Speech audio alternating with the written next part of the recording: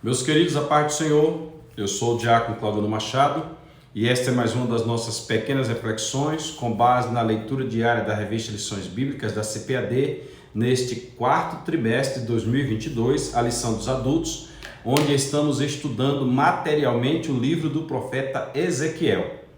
Como pano de fundo, nós estamos estudando escatologia bíblica. O tema do nosso trimestre é a justiça divina. E o subtema fala da preparação do povo de Deus para os últimos dias no livro de Ezequiel. Nós estamos diante da lição de número 4, que é o tema da nossa semana, que diz: quando se vai a glória de Deus. Aqui a gente já tem uma informação, que a glória é de Deus. E nós temos uma segunda informação, que ela pode ir embora. É a expressão "e acabou", e foi-se a glória do Senhor. Quando se vai a glória de Deus, porque alguns pensam que a glória ela não é dele, é de alguém. A glória não é de Deus, é de alguém. Alguém pensa assim. E pensa que a depender do local, eles têm a glória garantida. A glória nunca vai sair daquele local. É um ledo engano. Então nós estamos estudando sobre isso esta semana. Este é o nosso segundo vídeo da semana. Nós já fizemos um vídeo ontem, falamos sobre o tabernáculo representava a presença de Deus. O tabernáculo representava. O tabernáculo não era a presença de Deus, ele representava.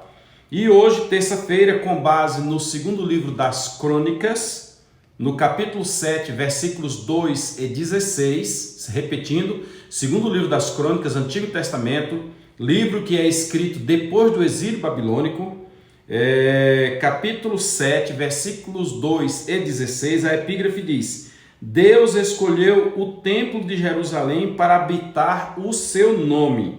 Deus escolheu o templo, Deus escolheu este local, o templo de Jerusalém, para habitar seu nome. Vamos ler estes dois versículos e começaremos nossa pequena reflexão.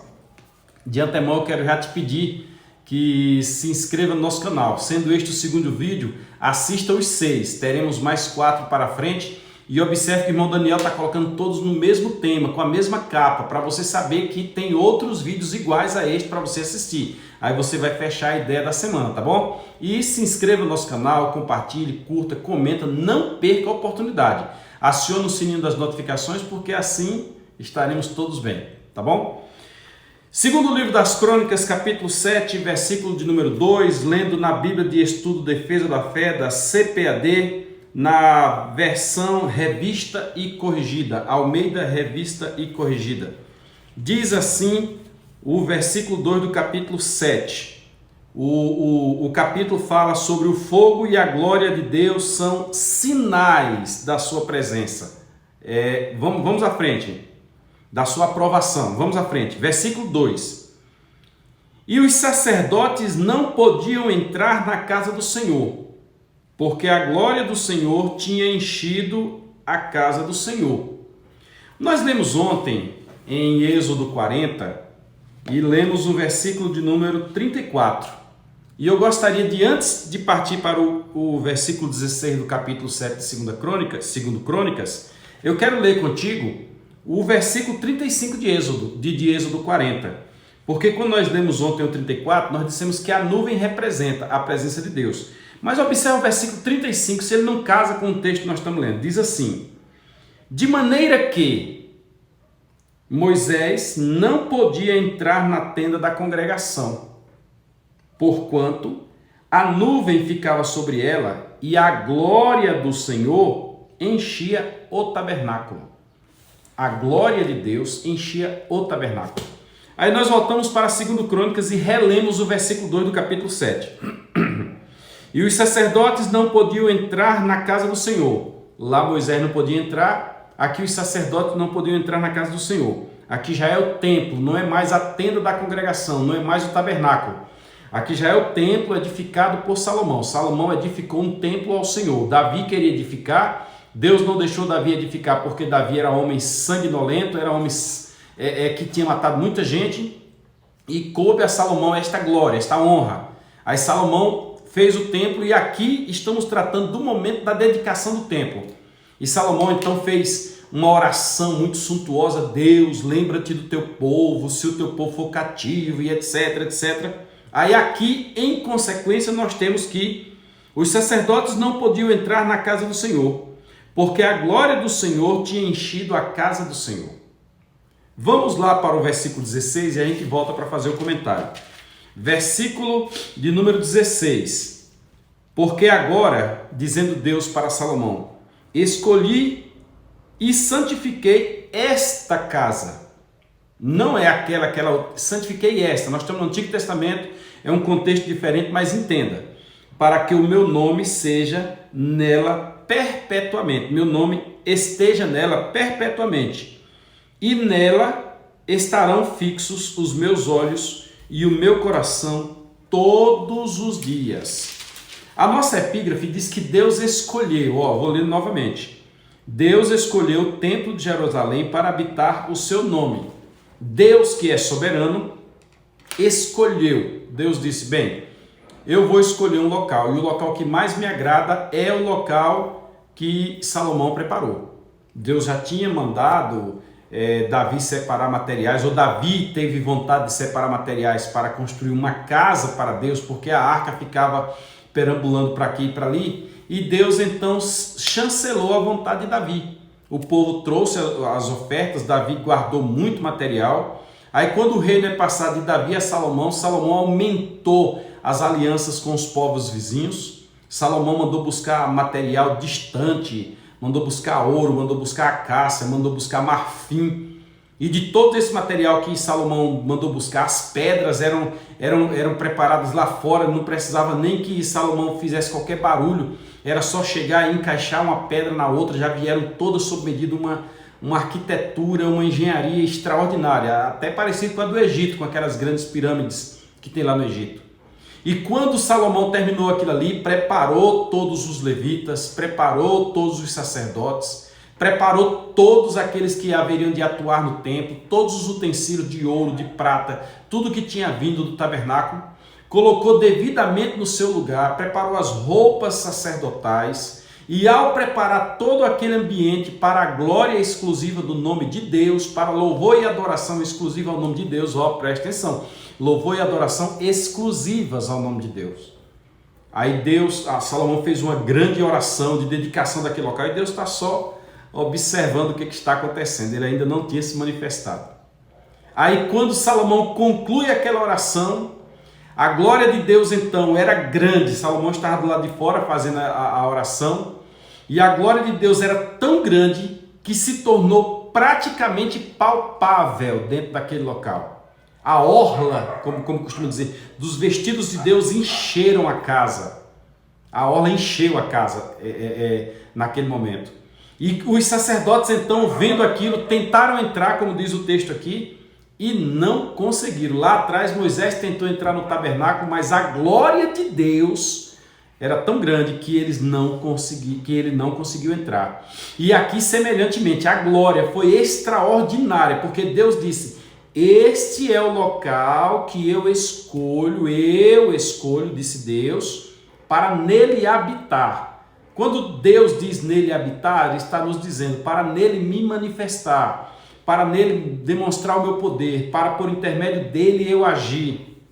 E Deus então teve aquele local como local mais propício para a sua manifestação, e as tribos de Israel convergiam para o templo para adorar a Deus, para entregar sacrifícios, reconhecendo o templo como um lugar sagrado.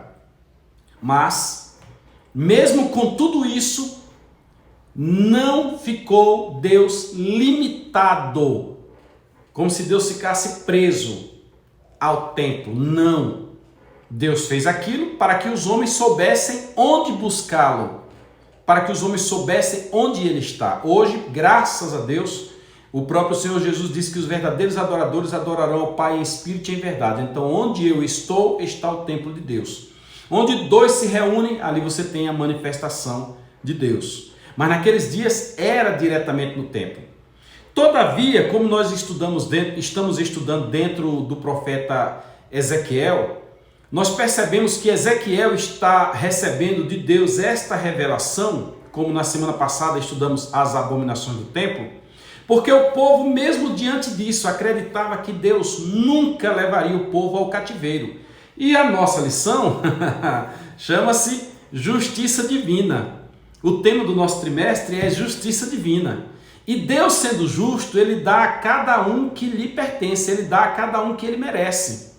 A nação de Israel tirou de Deus a glória que lhe é devida e atribuiu a glória a coisas materiais, a coisas físicas, atribuiu a coisas palpáveis, voltando à mesma prática que eles tinham quando saíram do Egito. Quando saíram do Egito, mesmo vendo Deus agindo, Deus já tinha realizado as 10 pragas, Deus já tinha aberto o Mar Vermelho, Deus já tinha naquele momento curado as águas de Mara, que eram águas amargas.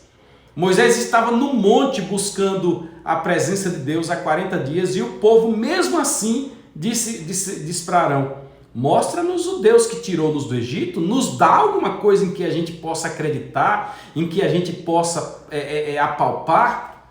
Nos dias atuais, é lamentável dizer que tem gente que cultiva em casa folhas de oliveira como se fosse alguma coisa sagrada. Outros cultivam em casa água do Rio Jordão, viajam até o Rio Jordão, pegam a água e conservam aquela água do Rio Jordão como se fosse algo extraordinário. Outros trazem óleo ungido não sei de onde. E o último que me chamou a atenção foi que trouxe santa lama do Mar Morto. Gente, isto é uma questão fora da casinha. Eu pude contemplar recentemente alguém que estava fazendo uma cerimônia religiosa andando por cima de cacos de vidro.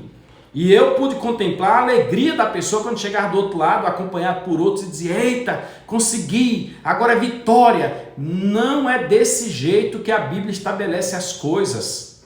O saudoso presbítero Damião Ferreira Nobre, meu professor de escola dominical, dizia que estes amuletos não servem para a nossa fé.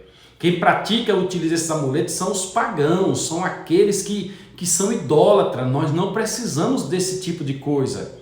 Nós confiamos exclusivamente em Deus e não temos nenhum outro subterfúgio. Não temos o dente de fulano de tal, como era na Idade Média. Nós não temos um pedaço da cruz. Esse negócio de pedaço da cruz é interessante, que o Orlando Boyer, em seu livro, ele mostra que tinha tantos pedaços, Abraão de Almeida no seu livro disse que o pessoal tinha tantos pedaços da cruz que quando juntava dava para fazer quase uma arca de Noé. Tinha gente que carregava o dente de São não sei o que, um pedaço da roupa de não sei quem, uma gota do sangue de não sei o que, e tinham aquilo como relíquias, como coisas sagradas, como algo que pudesse fazer alguma coisa. Nós encontramos ainda hoje pessoas que dizem: ó, isso aqui foi de fulano, isso aqui foi de Beltrano, então quem tem isso aqui? E não é assim que funciona, gente. Não é dessa forma que funciona. Nós precisamos confiar que quem coloca a glória e quem tira a glória é Deus. Nós precisamos entender que não é a casa suntuosa que faz Deus agir. Deus age por um coração contrito. E algo que é pior da história, que nós certamente vamos falar mais durante essa semana. Às vezes, nós estamos simulando a presença de Deus, a atuação de Deus, a manifestação de Deus para dizer que Deus está conosco. Como é que a gente faz isso? A gente faz isso botando o jogo de luz, fumaça, para atrair as emoções. A gente faz isso mostrando algumas dramatizações. A gente faz isso levando as pessoas às lágrimas, com conceitos psicológicos. A gente faz isso, escute aqui, quando fala em língua estranha sem o Senhor mandar. O Senhor não mandou e a gente está falando língua estranha. Tem casos aí em que as pessoas estão simulando milagres. Conta-se uma história de uma pessoa que foi convidada por uma empregada, por uma funcionária, para ir participar do culto. E a pessoa foi participar do culto. E quando chegou lá não encontrou a funcionária, mas ficou participando do culto. E lá no final do culto tinha um momento dos milagres. E começaram os milagres e começaram a entrar pessoas de cadeira de roda. E quando a convidada olhou, aquela que a convidou estava entrando numa cadeira de rodas. Mas como assim? Não era sua funcionária? As pernas não eram boas? Mas ela entrou na cadeira de rodas. E lá no meio do culto, aí oraram por ela e a menina ficou curada. Todo mundo deu glória a Deus. Aí aquela que a convidou veio e depois sentou do seu lado. Aí a moça virou e disse, a convidada virou e disse: que papelão foi esse que você fez? Porque você não é aleijada. Aí a moça virou e disse: calma, eu ganhei 100. Ô, gente, não é desta forma. Não é assim que funciona. Não existe, como muitos fazem por aí, o tal do óleo ungido, gente. Não existe. Pegar o óleo, enterrar o óleo durante 7 meses e depois trazer o óleo e aquele óleo fazer um efeito. Não existe, gente. A oração, a gente tem que orar, mas a oração que é feita lá no monte também pode ser feita dentro de casa. A oração no monte era uma prática que Jesus tinha, até porque não tinha locais para orar dentro de casa. Mas Jesus nos deu a orientação. Ele não disse vá para o monte orar, ele foi para o monte orar. Mas a nós ele disse: entra no teu quarto, fecha a tua porta e ora a teu pai que te vê em secreto. E teu pai que te vê em secreto te ouvirá. Os irmãos estão entendendo? Nós precisamos entender que nós não somos nada, mas mesmo não sendo nada, Deus é tudo e nos vê em qualquer local que nós estivermos. Nós não precisamos de subterfúgio. Se Deus nos abençoou no dia que nós estávamos com uma certa roupa, com um certo calçado, sentado numa certa posição, não é com aquela roupa, aquele calçado, naquela posição, naquele mesmo local que Deus vai nos ouvir novamente. Não é. Deus não é mecânico e muito menos nós o somos. O seu culto deve ser feito em espírito e em verdade. Nós precisamos, como disse Paulo, prestar um culto com entendimento. Nós precisamos saber o que nós estamos fazendo. Eu já disse aqui, repito, que às vezes eu fico triste quando nós vamos ao culto e percebemos muitas pessoas no culto que não sabem por que estão no culto. Não sabem que deveria estar ali prestando um culto a Deus, adorando, não, mas estão fazendo suas apresentações vocais. Estão fazendo suas apresentações, mostrando a sua capacidade de oratória. Bem recente alguém pregou no local e aquele rapaz conhece Bíblia. Ele cita isso, ele cita aqui. Sim, mas qual foi a mensagem que ele trouxe? Ele falou sobre... Não, eu não sei, só sei que... Não, gente, existe uma mensagem. É melhor você dizer uma palavra e direcionar o povo do que você falar e não dizer absolutamente nada. Tem um mensageiro na Bíblia chamado Ahimaás. Determinado dia tinha uma mensagem para ser levada ao rei Davi e escolheram outro para levar a mensagem, mas ele disse: não, o mensageiro sou eu que tenho que levar a mensagem. Não, mas eu vou, e o outro já tinha saído correndo. Tá, então vai. Aí mais correu, passou do outro, como se fosse uma disputa de um jockey, e passou do outro e foi lá onde o rei Davi estava. O atalaia olhou e disse: ó, tá vindo alguém correndo, e pelo jeito dele correr é Ahimaás. Porque o camarada deveria correr meio destrambelhado. Aí abriu o portão, aí Ahimaás entrou. Quando Ahimaás entrou: sim, você trouxe uma mensagem? Sim, eu vim. Tá, mas você veio para trazer qual mensagem? Aconteceu um barulho lá, um negócio, eu não sei direito não, mas eu vim. Tá, mas e aí? Você fez o quê? Fez o barulho, mas não transmitiu a mensagem? Aí o outro mensageiro chegou logo mais atrás, com calma. Aí quando colocaram Ahimaás de lado, perguntaram para ele, ele disse: olha, rei, a mensagem que foi enviada por teu servo fulano de tal é esta. E o rei soube o que fazer naquele momento. Então nós precisamos entender que nós não somos nada. E que Deus é tudo. E que a glória dele está ali, porque ele escolheu que ela estivesse ali. Ele decidiu. Mas que ele pode tirá-la a qualquer momento. Não existe nada que impeça Deus de agir dentro da sua vontade soberana. Nós não somos nada. E erramos muito quando fazemos e dizemos que Ele está mandando fazer. É por isso que o texto diz, naquele dia, muitos dirão: Senhor, Senhor, em Teu nome, etc. Mas eu não vos conheço, não. Então nos preparemos, tenhamos alegria, porque os nossos nomes estão escritos nos céus, que nós servimos ao Senhor Deus verdadeiro, e que no momento certo Ele virá nos arrebatar. Ponto. Legal? Se inscreve aí no nosso canal, compartilha, curta, comente, aciona o sininho das notificações e glorifica a Deus, porque o assunto da semana é muito bom. Amanhã, querendo Deus, nós falaremos sobre a glória de Deus. Às vezes significa a face e a sua presença. Às vezes é só a glória, pode ser a orla, né? Mas se não, é a sua face e a sua presença. Vamos deixar para amanhã. Um abraço a todos. se inscreve no nosso canal e compartilha esse negócio aí, viu?